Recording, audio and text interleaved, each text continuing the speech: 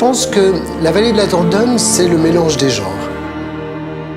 On est vraiment dans un territoire qui est extrêmement varié, avec du causse, des champs de maïs, des petites îles qui apparaissent sur la rivière de la Dordogne et qui disparaissent 2 heures après, des petits bancs de sable sur lesquels dardent les rayons de soleil en fin de journée.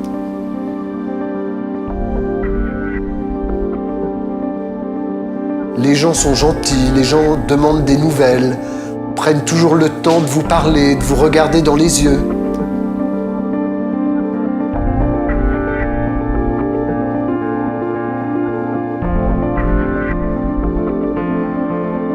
C'est très apaisant comme ambiance.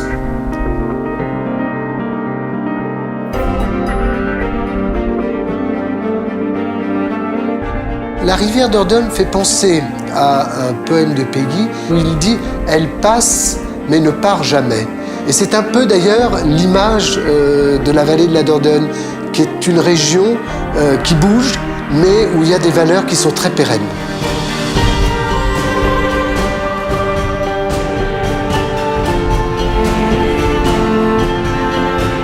Moi j'aime bien par exemple partir en voiture sans avoir vraiment de but. On découvre toujours des hameaux, des villages qu'on ignorait.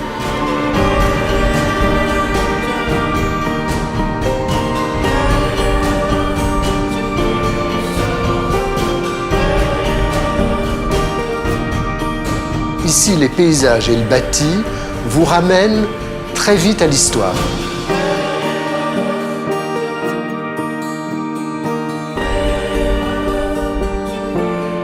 Il y a des châteaux de plaisance et puis il y a des châteaux qui avaient une vocation purement militaire.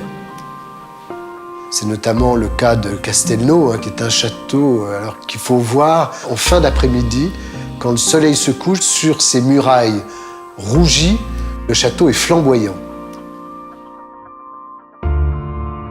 C'est vraiment un très très bel endroit.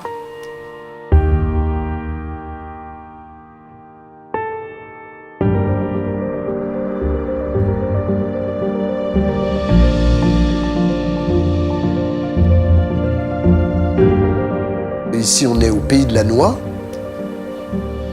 Il y a une noix qui est très recherchée pour l'huile de noix qui parfume nos salades. Et c'est tout de suite, dès que vous mettez 2 gouttes d'huile de noix dans une salade, vous avez l'impression d'avaler un champ de noyer. La diversité est concentrée. Donc sur 1 km², on passe des champs de noyer aux rives de la Dordogne, à l'aridité du Causse et au souterrain des grottes.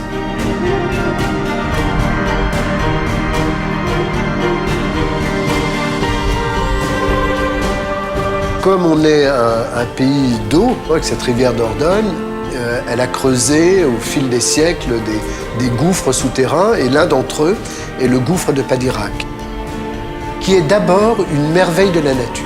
On rentre par une cavité et on se retrouve dans un paysage absolument féerique dans lequel on se promène en barque, ce qui est assez incroyable.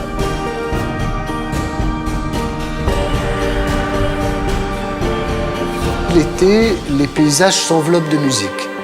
Il y a des concerts partout, souvent des petits concerts privés dans des églises, sur les places de village. Celui qui me plaît le plus, c'est le festival de Saint-Céré. Quand vous avez un orchestre symphonique qui est installé dans le décor du château de Castelnau, sous une nuit étoilée avec un petit vent d'été parfumé, c'est quand même assez magique.